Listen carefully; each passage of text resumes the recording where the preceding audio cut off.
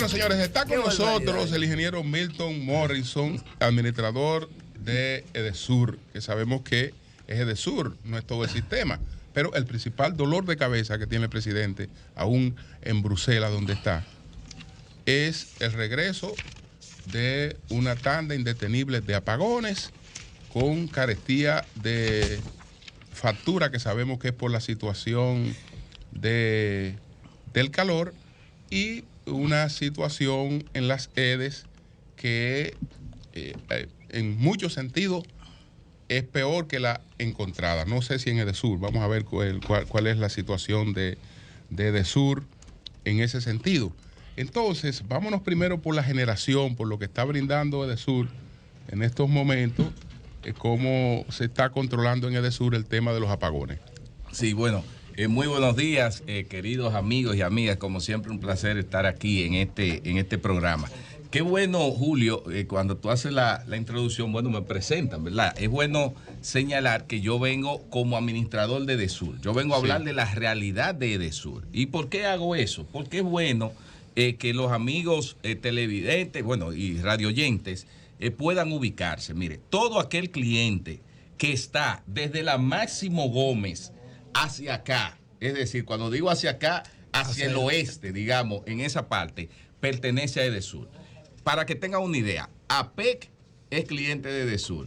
El Hotel Barcelona es cliente de este. O sea, entonces, todo el que está, yo le voy a hablar a todo el que está desde la Máximo Gómez, exacto, oíste, Julio. Cruzando la Máximo Gómez. Máximo Gómez hacia el oeste, y cuando llego a la subestación eléctrica de allá de Villa Mella, me doblo ahí y después hasta el sur profundo. Es decir, todo el sur es tuyo. Exacto, todo el sur. Para que se entienda, porque puede haber personas que tengan una situación en otro lugar y yo no tengo respuesta para eso que está ahí. Correcto. ¿Cuál es la situación? De la Romana con EDS. Sí, ¿cuál es la situación de Edesur en estos momentos? Es cierto, tal como señalas, Julio, en esta época, sobre todo de verano, que muchas personas dicen, bueno, pero en este país siempre hay calor. Pero ustedes saben que una variación de 1 o 2 grados es significativo. Entonces, siempre es un tema temporal, es decir, estacional, de que se suscitan este tipo de situaciones. Es verdad que hemos tenido una serie de interrupciones, situaciones que han estado afectando el sistema, pero queremos decirle que no es una condición propia de Edesur que le estamos dando apagones de manera expresa a la gente. Las redes y las subestaciones se han visto presionadas por el tema del calor. Miren, para que tengan una idea, la semana antepasada se rompió el récord histórico de la demanda, 3.430 megavatios. Teníamos a Punta Catalina uno de los generadores fuera. Y aquí el tema de la oferta y demanda está muy limitada y muy cerca. ¿Qué ocurrió en ese momento? Que en el caso de las 3 distribuidores, en el caso de Edesur, el Centro de Control de Energía manda a sacar una serie de cargas. Y ahí es que se producen algunos apagones, como le llaman. Entonces, en el caso de Edesur, nosotros estamos trabajando y los niveles de incidencia están en los niveles, podríamos decirle, manejables normal. ¿Y por qué yo digo eso? Dice incidencias, apagones. No, interrupciones, porque son averías. Vamos a ver, son averías. ¿Qué es lo que sucede? Que cuando hay calor, los transformadores se sobrecargan, los transformadores de potencia de esos de los barrios se explotan, porque hay gente que también, que aunque uno diseña previendo los clientes reales, hay mucha gente que se engancha y pone carga de más y nos revienta eso. Pero también a veces cuando la línea de transmisión dan un mantenimiento, tienen que mandarnos a pagar a nosotros cuando hay déficit de generación, cuando hay, por ejemplo, un tema de un accidente. Es decir, que la distribuidora, yo de manera muy responsable le digo, estamos haciendo en Edesur todos los aprestos para que el sistema eléctrico funcione. Yo tengo aquí un informe del Centro de Control de Energía donde habla de la demanda abastecida y estimada. A las 8 de la mañana de hoy, de TED me mandaron, nosotros teníamos abasteciendo el 99.74% de la demanda. Es decir, que cuando hay un apagón, como le llaman interrupciones, como nosotros le decimos, son casos puntuales de lugares. No es que el país está en la distribuidora de que dando apagones financieros como existían antes, que se hacía gestión de demanda. Entonces nosotros estamos trabajando en ese sentido y yo vine aquí a la luz de que tenemos toda esa presión a hablarle de algunas cosas positivas que se están haciendo y que se van a hacer en el antes de lo positivo. Vamos a ver, antes de lo positivo. Escuché al ministro de Energía, Antonio Almonte, decir que un parque de electrodomésticos en verano por el aumento de la temperatura, en condiciones pasivas consume más. O sea, vamos, si una nevera necesita un esfuerzo energético para mantener el enfriamiento o el congelamiento, si está en invierno, esa nevera va a hacer un menor esfuerzo energético. Claro. Si estamos en verano, va a ser un mayor, o sea, pasivamente consume más, aunque tú no la abras. Exactamente. La misma nevera. Exactamente. La nevera sola. Sí. Ok. Dicho esto, Milton, la tecnología que está disponible, como pasa conmigo ahora que entré al mundo de la energía fotovoltaica, tengo 10 paneles en mi casa. Yo puedo ver por mi aplicación el comportamiento de mis paneles. Así es. Yo no pudiera ver en una aplicación el comportamiento de mis electrodomésticos para saber cuál apago y cuál prendo, tomando en consideración toda la disponibilidad tecnológica para tú hacer inteligente esos tomacorrientes, esos interruptores ahora mismo. ¿Ustedes no podrían acercarnos a eso a los consumidores? Claro, mira, existe esa tecnología, está implementada en muchos otros países del mundo. En el caso de nosotros, ¿qué se está tratando?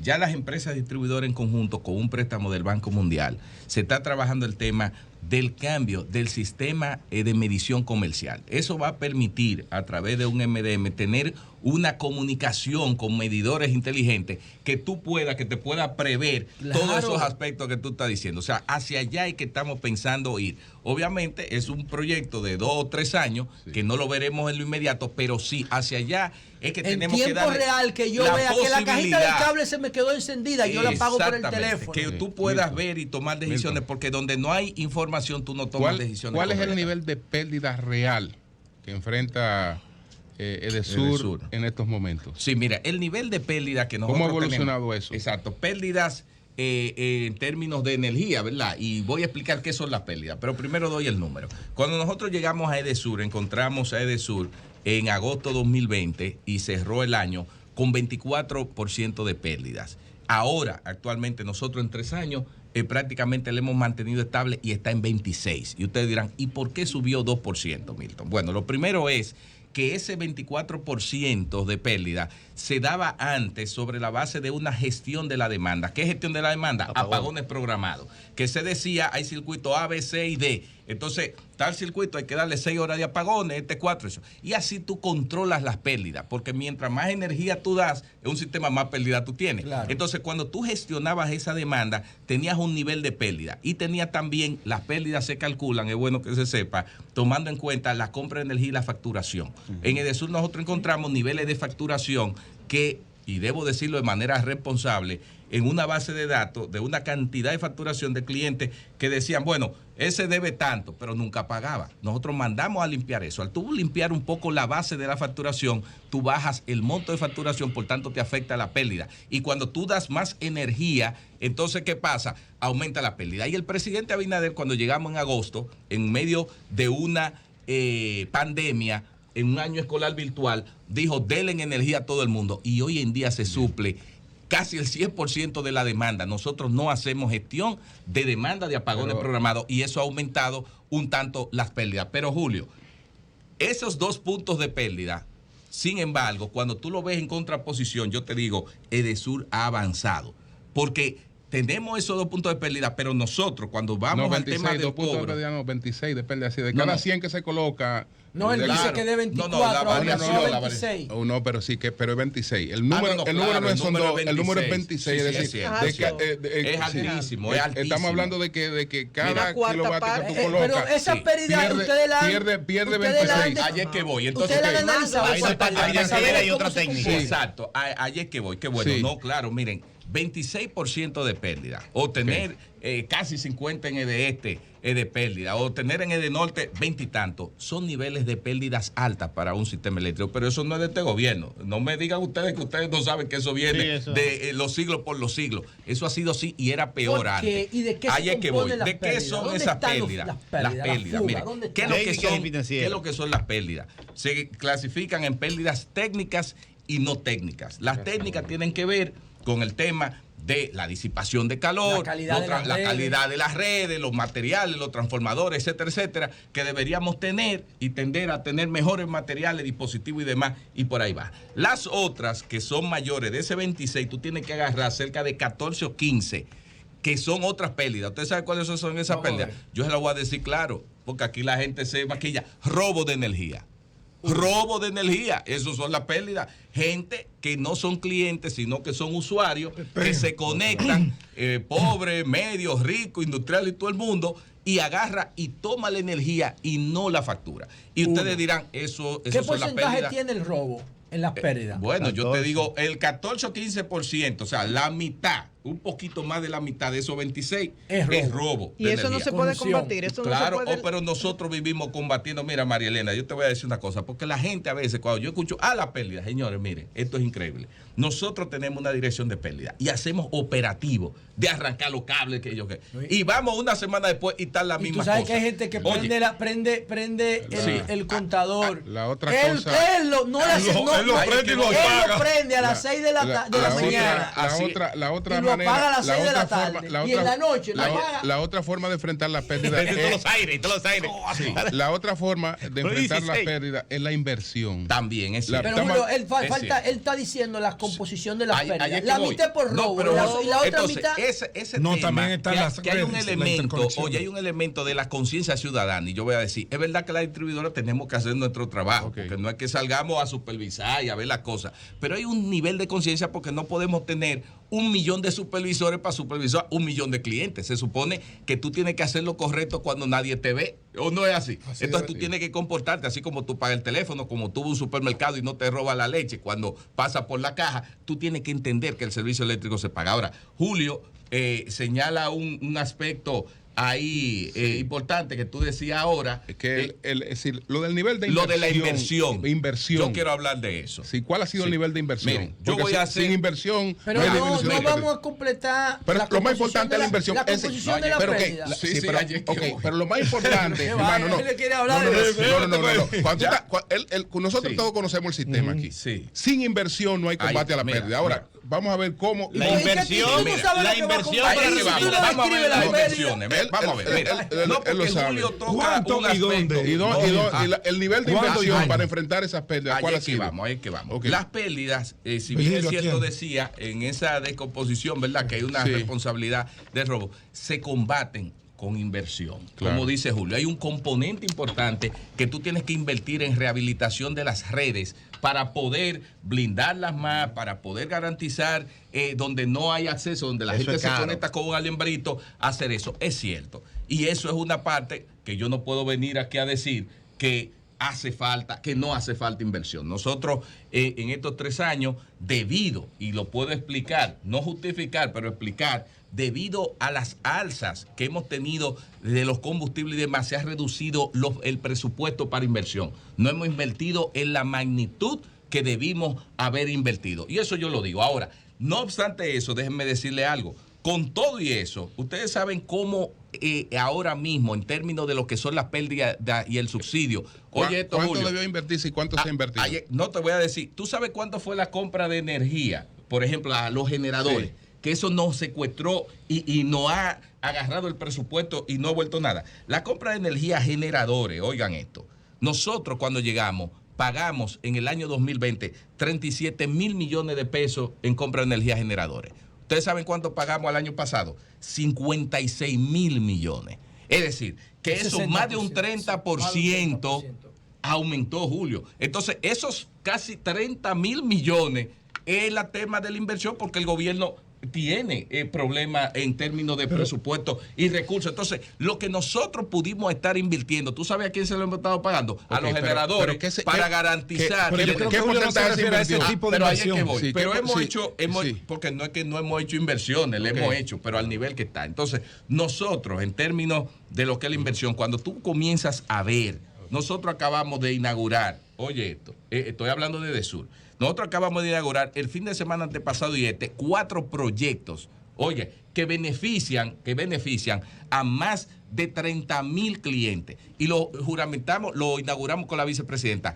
Uno en Asua, otro 2 en Baní y uno en San Cristóbal. Es decir, nosotros hemos hecho inversiones y esas inversiones fueron con fondos. ¿Cuántos millones de dólares y cuánto debieron invertirse? Ahí es que voy. Esos fueron inversiones con fondos de la OFID de alrededor de 900 millones de pesos que se hicieron ahí, como que se 15 invirtieron. millones de dólares. Bueno, eso es. También agarramos en Rancho Arriba, que había 142 invernaderos que funcionaban con plantas eléctricas y miles de clientes que no tenían sistema, y agarramos y electrificamos todo ese lugar, 100 y pico de millones. También lo hemos hecho en Duvernay. Es decir, nosotros estamos trabajando en San Juan, estamos haciendo las inversiones, pero vuelvo y digo, las inversiones, los recursos para las inversiones, se los ha tragado ese combustible a través de la compra con los generadores, que en función de lo que hemos llegado, 25 mil millones de pesos de más hemos tenido que pagar. Don Milton, 3 preguntas en una. Sí. Usted hablaba del tema de las pérdidas. Y dentro de las pérdidas está no facturar lo que consumen los usuarios. Hay un tema que ha estado detrás de todos ustedes los que administran las EDE, y es la compra de medidores para poder colocar en las casas, en los negocios, y poder facturar la energía real que se consume. ¿Qué ha pasado con eso? Porque creo que todavía sigue un déficit bastante alto. Qué bueno, Pedro. Segundo, la segunda. Los cableados en las diferentes urbanizaciones y calles que se realizan, las telefónicas, EDESUR, no hay una manera de ponerse de acuerdo para que esto pueda abrir una sola vez, evitar todo ese tipo de situaciones. Y la tercera pregunta es, ¿qué se está haciendo para el suministro y la cobranza de los contadores prepagos que ustedes tienen en los barrios de la capital? Mira, ya lo vi, medidores y demás. Yo le voy a dar una primicia. Aquí hoy una primicia, que la vamos a sacar primicia. Miren, primicia. EDESUR Dominicana, en la semana anterior, hace una semana, llegó a la cifra récord de clientes activos de 1.402.000 clientes. Wow. 1 millón. Por primera vez llegamos al millón. ¿Ustedes saben en cuánto encontramos nosotros la cantidad de clientes de EDESUR? En 900.182. Es decir, ahí viene la respuesta, Pedro, a tu pregunta, que tú decías los medidores. Correcto. Nosotros en 3 años agregamos nuevos 100.000 clientes. Vuelvo y digo, 100.000 clientes, llegamos a 1 millón. EDESUR no tenía 1 millón de clientes. En esta administración llegó 100.000 clientes. ¿Qué significa? Que son 100.000 medidores que nosotros hemos instalado. Es decir, que cuando se habla del tema de que no hay medidores y eso, bueno, puede ser que en un momento haya habido alguna escasez o limitación, porque también es bueno que se sepa que estas son empresas sujetas al tema de la ley de compra. Y le voy a decir, una ley buena, que funciona, promueve la competencia, la transparencia, todo lo que usted quiera. Pero empresas de servicio, que tienen que dar empresas oportunas. Nosotros en EDESUR, por ejemplo, se nos queman 50 transformadores y yo no puedo salir. Tú lo puedes tener como suplidor.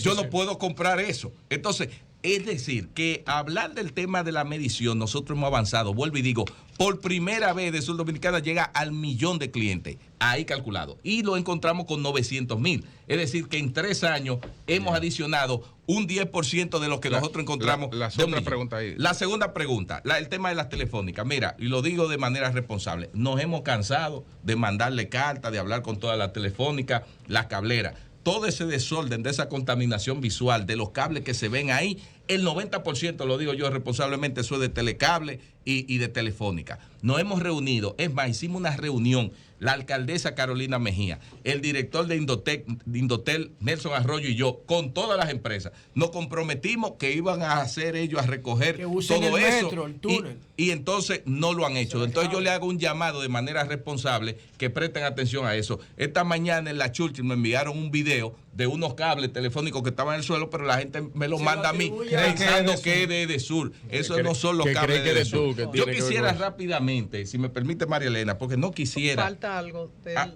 cobranza. Sí. El tema de la cobranza... La prepago.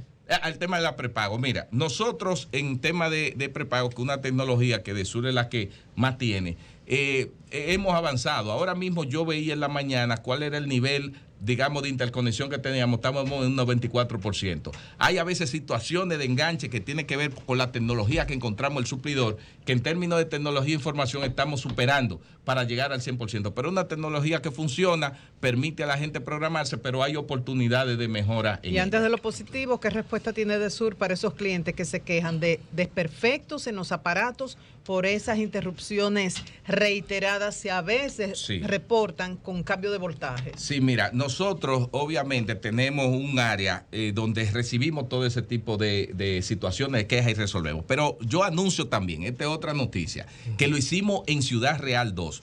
El viernes pasado. Nosotros hemos organizado 15 operativos. Ciudad Real 2, que ustedes conocen mucho.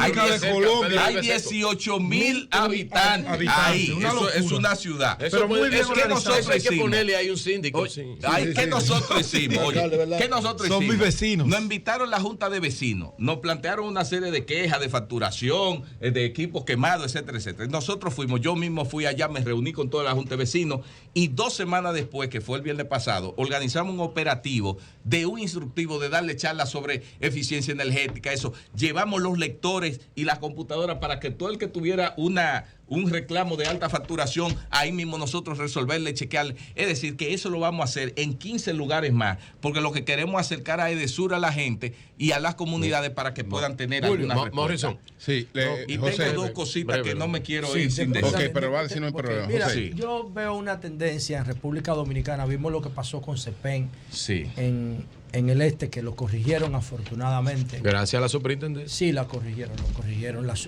fiscalización. ¿Qué era lo que quería hacer CEPEN ahí? Nada, cobrar un factor de potencia a los que están produciendo lo que tiene energía solar fotovoltaica. Hay una tendencia de la clase media a recurrir a la energía fotovoltaica, a los paneles solares, para reducir esa tarifa energética que en verano vemos cómo se dispara y te desborda el presupuesto. ¿Cuáles son los incentivos que tiene la clase media para poder beneficiarse de la energía fotovoltaica y en pasar de ser solo consumidor a ser consumidor y productor y generador al mismo tiempo? La gente que esté escuchando el programa y esté pensando moverse a la energía fotovoltaica de paneles solares, que ha aumentado en eficiencia y ha bajado en precio. Interesantísima la relación. ¿Cuáles son las ventajas que tiene? ¿Cuáles son los estímulos de parte del Estado Dominicano y específicamente de Edesur a los que viven en esta parte del país? Mira, de parte del Estado Dominicano está la ley 5707, que es la de incentivo a las energías renovables.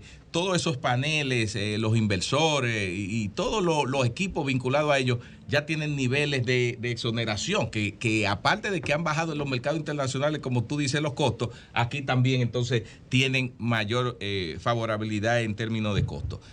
Ventajas múltiples. Yo conozco muchas personas que han hecho esa inversión y las recuperan en 3 años, en 2 años y medio, en 4 años, dependiendo, ¿verdad?, de cuál es tu factura y la inversión que tú haces. En Edesur, y esto es otra información porque nada más se escucha decir algo. Miren, en Edesur Dominicana nosotros encontramos que habían 1,759 clientes cuando llegamos en agosto del 2020. Ustedes saben cuántos clientes por gestión de Edesur nosotros hemos integrado al sistema con medición de paneles solares. 4,153. Hemos aumentado un 236% la cantidad de clientes con paneles solares. Gente que le llega su factura de 200, de 100 pesos, de 40 pesos. Y ustedes dirán, ¿y eso no le afecta a la distribuidora? Porque antes nos acusaban y decían que eran obstáculos para el tema de la instalación de los paneles solares. Yo le digo, es mentira. Lo hemos aumentado un 236%. Y el que genera más de lo que consume, ¿cómo ustedes le reconocen la generación? Bueno, ¿con crédito o se lo pagan? No, un pago. O sea, usted recibe una devolución en términos de dinero, porque ahí ¿qué es lo que sucede? Que al tú tener un panel solar en tu casa, tú te conviertes en un pequeño generador de energía. ¿Y ustedes saben cuántos megavatios tiene Edesur instalado en paneles solares? 91 megavatios. Solo Edesur. Solo Edesur. Es una generadora. Eso es una generadora. Eso es como una planta eléctrica que tú la tienes en paneles solares, que todos los días te está inyectando una cantidad de energía. Es decir, que nosotros somos amigables al tema de las energías solares. Y los contadores duales de medición neta. Sí.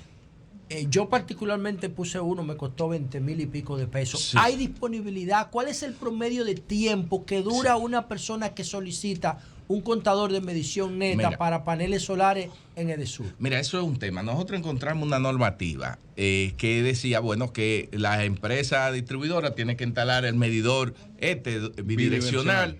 Y bueno, y eso por el problema que tenemos de la ley de compra, a veces que un proceso dura 6 meses, 7 meses y a veces el suplidor ni te sirve a tiempo y tú tienes el cliente esperando eso. Nosotros hemos trabajado una normativa que entra en aplicación, que es que ya luego de verificado en Indocal, con las especificaciones claras, que sea el instalador y el suplidor que compren su medidor, que sea homologado con lo que nosotros necesitamos, y así la distribuidora no tiene que comprarlo. Por tanto, el tiempo va a depender de cuando el suplidor o el instalador de los paneles solares tenía dos y eso va a acelerar. Tenía dos informaciones ahí para mire, que la compartamos, Jonathan. Dos informaciones rápido, Jonathan, antes de. Mire, lo primero, y eso es otra noticia, porque nada más se escuchan las interrupciones, déjeme decirle, mire, lo que estamos haciendo en Edesur Dominicana, y que me escuche el pueblo dominicano, que esto sí lo escucha el pueblo, es una transformación trascendental. Oigan eso, un tema histórico que se va a ver en los próximos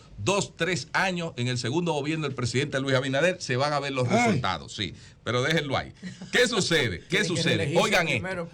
En Edesur Dominicana, nosotros ya vamos a instalar en los próximos años, ya se licitó y se adjudicaron 4 subestaciones eléctricas de 12 que vamos a hacer en los próximos 3-4 años. Estoy hablando que hace 12 años aquí no se construye una subestación eléctrica para el plan de expansión. Entonces, Edesur Dominicana ya tiene las subestaciones que van en el Centro de Operaciones Metropolitanas Arroyo Hondo licitadas y adjudicadas. Eso en 2 años y medio, 3 años vamos a tener aquí subestaciones de 100 megavatios, 74, 75. Y así como esa hay 9 más. ¿Cómo impacta también, eso, ayer que voy, la calidad del servicio te voy a decir. Y lo otro, que cuando nosotros llegamos encontramos 3 transformadores de potencia. Ya nosotros licitamos y adjudicamos 8 transformadores de potencia que no había, que son los que van a permitir la confiabilidad del sistema eléctrico, y una subestación móvil. Señores, lo que yo le estoy diciendo, yo sé que la gente no tiene una dimensión porque el sector eléctrico es muy particular. Lo que yo le estoy diciendo es que en Edesur Dominicana se están dando los pasos para la transformación fundamental y la confiabilidad del sistema eléctrico en nuestra área de concesión. Hace 12 años no se compraban transformadores de potencia, que son los que cuando aumenta la demanda se están al tope todito, porque el 90% de los transformadores de potencia de Edesur Dominicana están ya explotándose, y hemos comprado esos 9 transformadores, una subestación móvil que nosotros vamos a poder trasladar donde hay un problema, y eso no existía, y 12 subestaciones con un préstamo del BID. Oigan esto, un préstamo del BID que cuando llegamos, ese préstamo estaba en papeles, pero nosotros logramos que la Cámara de Diputados, el Senado se aprobara y ya se va a hacer. Cambios significativos que va a permitir que haya una energía confiable en el país. Esta es una pregunta que te hace un oyente, Manuel Santos Milton. Tú de alguna manera respondiste, pero a la gente le gusta que le hablen en términos coloquiales.